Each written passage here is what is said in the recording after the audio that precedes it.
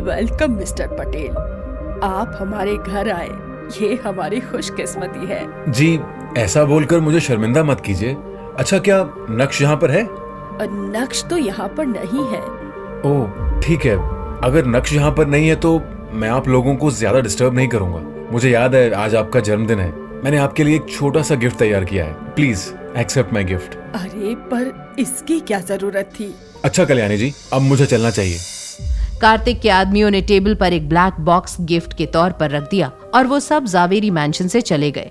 अपने बड़बोलेपन की वजह से पीट पीट कर घायल हुए मैम्बो अंकल चिल्लाते हुए अपने परिवार वालों से कह रहे थे कि उन्हें जल्दी से जल्दी हॉस्पिटल लेकर जाया जाए कि तभी दरवाजे के बाहर से आई एक आवाज। Madam, Badani group of companies की ओनर हिमानी शाह आई हैं। कल्याणी के चेहरे के हाव भाव ये साफ साफ बता रहे थे कि एक बिन बुलाए मेहमान से बात करना उसे बिल्कुल भी पसंद नहीं, लेकिन हिमानी दरवाजे तक आ गई थी, इसलिए कल्याणी को उसका वेलकम करना ही पड़ा। चित्रा एक बनावटी मुस्कान के साथ हिमानी का स्वागत करने के लिए तैयार थी। क्या बात है, अहो भाग्य हमारे कि मिस हिमानी शाह पर्सनली यहाँ आई, लेकिन माफ कीजिएगा हम उनका ठीक से वेलकम भी नहीं कर पाए। मैडम कल्याणी, मैं पूछ सकती हूँ कि क्या नक्श यहाँ पर है? सॉरी मिस हिमानी, लेकिन नक्श तो रंगरेज रेस्टोरेंट से ही निकल गया था।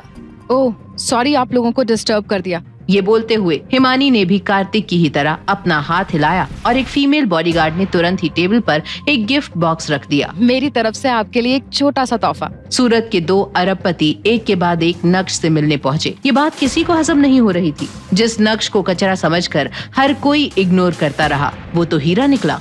अरे कोई जाओ और नक्श को ढूंढकर यहाँ लेकर आओ। ये सुनकर अनिका फटाफट मैंशन से बाहर जाने लगी। जब विहान ने देखा कि अनिका बाहर जा रही थी तो वो भी उसे फॉलो करने लगा। मैंशन से बाहर आकर अनिका ने जल्दी से अपना फोन निकाला और नक्श को कॉल किया। कहाँ हो तुम? रास्ते में हूँ, घर जा रहा हूँ।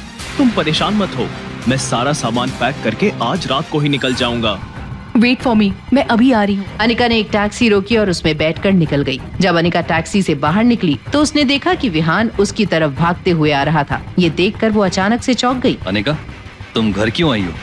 नहीं, वो बस ऐसे ही। अगर कुछ इम्पोर्टेंट नहीं है तो मेरे साथ वापस चलो, दादी हमारी शादी कराने वाली है। ये कहते हुए विहान ने अनिका का हाथ पकड़ लिया, लेकिन अनिका ने भी अगले ही पल अपना हाथ छुड़ाते हुए कहा, मुझे जाने दो और तुम भी यहाँ से चले जाओ। तुम नक्श को ढूंढते हुए यहाँ आई हो ना?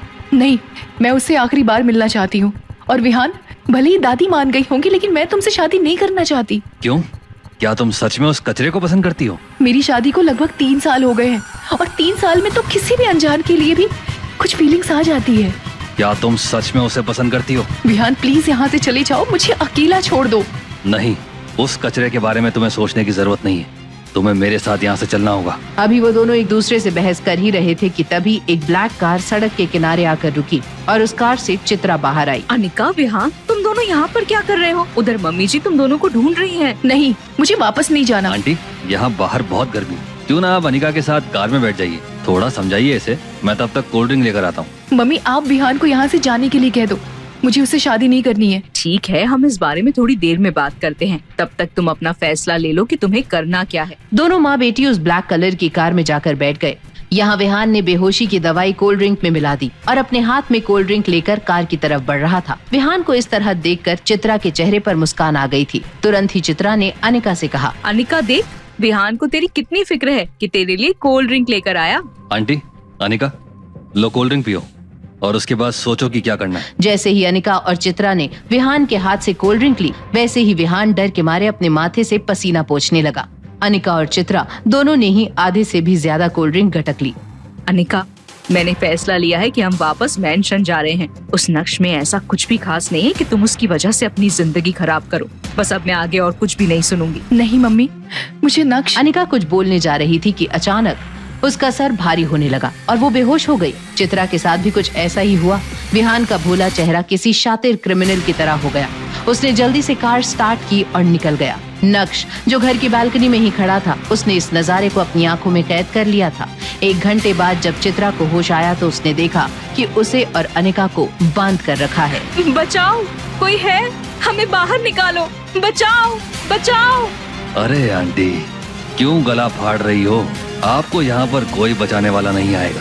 विहान, तुम ये क्या कर रहे हो? हमें यहाँ से जाने दो, देखो तुम अभी बहुत जवान हो, पागल बनकर अपनी जिंदगी बर्बाद मत करो। अभी इस वक्त मेरी नहीं, अपनी बेटे की जिंदगी की फिक्र कर। मैं बहुत सालों से बिजनेस की दुनिया में मेहनत कर रहा हूँ, लेकिन एक ही झटके में मुझे किसी ने बर्बाद कर दिया और मेरी सारी दौलत पानी की तरह बह गई। लेकिन फिर तुमने वो ड्रीम लवर नेकलेस कैसे खरीदा था? क्यों इस तरह कैद करके रखा था अनिका और उसकी माँ को? सिर्फ चंद पैसों के लिए किस हद तक गिरेगा विहान, या फिर रच रहा है कोई नया षड्यंत्र? चित्रा और अनिका को बचाने के लिए अब क्या करेगा नक्श? ये जानने के लिए देखिए अगला एपिसोड सिर्फ पॉकेट FM के YouTube चैनल पर, और इंस्टा एम्पायर के सारे एपिसोड्स को सुनने के लिए डिस्क्रिप्शन में दी गई लिंक से डाउनलोड कीजिए पॉकेट FM ऐप।